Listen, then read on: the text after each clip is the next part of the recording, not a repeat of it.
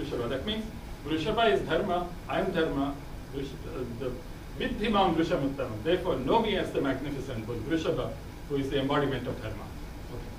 This is found in the Moksha Dharma Parva of the Mahabharata, which Moksha Dharma Parva is a sub-parva of the Shanti Parva of the Mahabharata. Next one, please. Another very common one is the unicorn bull. In fact, it's the most common icon found in, perhaps as Maharavan, Subrayappa, the historian of science told me, gave me some number. I have not bothered to study the statistics of how they appear in how many seals and all that. And for those of you who are interested, getting to the message here, Parpola wrote a very elaborate commentary on the seal. In fact, he wrote a whole book on it, which he claims the fish sign and all that. But Charles' methodology reads it as Sha, Na, Ta. That means Shanta, Ashanti, which to me is a much simpler reading, okay, than mean, and he claims that mean in Tamil means both. That is true. Minugu in Kannada is to shine. Minu also means fish.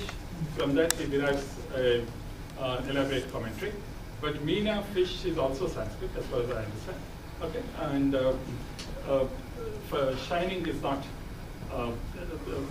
Minugu in Kannada at least is fairly modern, but it is not known in the early literature. Okay, but I am not a linguist. I just happen to have a practical knowledge of some languages. But this is a remarkable verse. Kapil Varaha Shrektascha Dharmascha Vrisha Uchate Tasmat Vrisha Kapim Praha Kashyapo Mam Prajapati. The meaning of the word Kapi in Varaha and the Supreme Being and Dharma is called Vrisha because I am the embodiment of Dharma, Kashyapa Prajapati, that is the primordial sage, proclaimed me as Vrishakapi. Vrishakapi Sukta is well known. It is a Vedic term. It's a Vedic passage. And it is Nigantukapatakya, or Nigantukapatakya, whatever you want to call it. Ekashrungapura Bhutva Varaho Divyadasha Imamcho Drutavan Bhobi Ekashrunga Sadokyaham. Beautiful verse. You see, it refers to Adivaraha. My book, our book contains a commentary from Sayana on the meaning of Adivaraha. And for some reason, this extremely important passage in the the definition of Adivaraha appears in the Sabha Parva of the Mahabharata. For some reason, the critical edition puts it in the appendix. And I have looked at two other editions of the Mahabharata. The one I most frequently refer to is the South Indian version by Krishnacharya and Vyasacharya. Partly because I come from the same tradition, and second because it was the cheapest one available at the time. But I would still recommend the Gita Press edition, which is excellent. Okay. And although the South Indian edition, which is now brought out from Delhi, is very good, the type is very small. It makes it fairly hard to read. But no matter. I'm not given the verse numberings because they depend on the edition you choose. But all of them contain. But coming back to the critical edition, for whatever reason, the Sabha Parva passage which describes Adivaraha has been moved into the appendix, and the editor of Sabha Parva was Edgarton. I don't know why he did that. He doesn't give a reason. I believe they are very important, but he felt differently. So, Ekashrungapura Bhutva Varaho Divyadashara Imamcho Drutavan Bhumim Ekashrungam Statohyam. I had assumed the form of a one-horned boar, Varaho, as divine apportation. And the critical edition, those says, the other edition says Nandivardhana instead of, the Divyadashana. Nandivardhana, you can read the one who brings great pleasure, Ananda. So know me therefore. For this reason, I am known as Ekashrunga because I saved the world by lifting it. Okay, and rescuing the earth from the next one, please. This is another Bhatrika cloth that is with 3 body parts. This is also a fairly common, not quite as common. Ekashrunga is the most common. Next probably is Vrishasa. Next, this is also one of them, with 3 body parts. So Tathaivaasam Trikakudo Varaham Rupamastita. I had assumed the form of a three-bodied, animal with three body parts. Trikakutena Vichyata Sharirasya tu Bhavana. So, like Paraha, after assuming the form of Paraha, there were three kakuts, upper and lower body parts to the body, for the reason of this body shape. And renowned also as Trikakut. He the one with three body parts. This again, I find a very remarkable passage. These verses hold the key to, at least in the Chas, they gave him the insight to look for the vocabulary that could be found on the seas. Next one, please. So, both the macro and the micro level examination, how am I doing in time? All right? Okay. Both the macro and the micro level examination point to the same thing. Vedic and Harappan cultures are one and the same. Okay?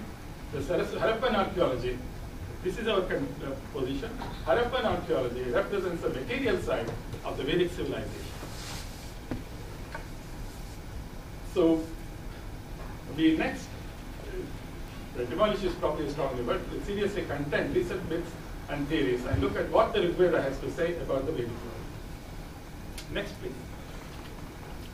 So, the Aryan myth. Why should we study these myths? I mean, because myth is more important than history.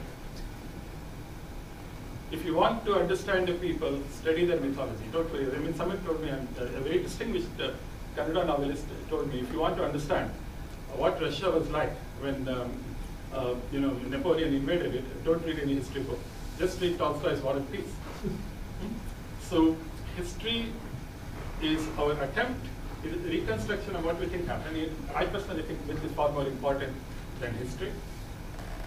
People fight fiercely to protect their myths. I mean, I think that's a fact. What matters in life is not what happens to you, but how you remember it. What and how you remember it. See, I mean, there has been a debate recently, for example, I mean, not recent, I mean, for us, for me it is recent, for my generation, about the historicity of Jesus. Okay. These various scholars, the biblical scholars tell us that the New Testament account is totally wrong.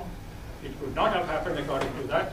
And others say that, Bob Eisenman of University of San Diego or some such place, he wrote, who rescued the Dead Sea Scrolls. He said that Jesus probably did not exist. If he did exist, he was none other than his brother James. So it's a little hard to interpret that. It's like saying that Shakespeare didn't write those plays, but those plays are there, so somebody wrote them, so let us just call him Shakespeare. I mean, that's it was written by someone whose name was also Shakespeare, or something of that kind. But what I'm saying is, the fact that there is a vast body of academic research which shows that Jesus, which claims to show that Jesus is not a historical person, has made no impact. As far as the world, most people are concerned, Christians and non-Christians alike, it is the Jesus of the New Testament that matters. Okay. He's a mythical Jesus, he may be a mythical Jesus. The same is true of Krishna. I wrote a book called Search for the Historical Krishna, and I got flack from both sides. Non-believers, people who said Krishna was not God, said that you made him a great man as Purushottama. I didn't call him Purushottama, he's been known by this name for a long time. And the believers said, how can you reduce Krishna to a human scale? Because essentially it was based on Bankivichandra's book of the same name, but it's not the same, but it's not a translation. The fact of the matter is, if you're going to write scholarly history, you have to do away with the mythology and the supernatural powers. And I also claim that any person or episode that does not become a myth is not of any great historical significance. If you look at the US history, you have people who have become mythical figures, the presidents are like Washington, Jefferson, Lincoln, Roosevelt, and others. But there are no more myths or stories about Millard Fillmore, James. How many of you have even heard of Fillmore? I mean, but so it's very unimportant. Okay. So let us get to. So we don't need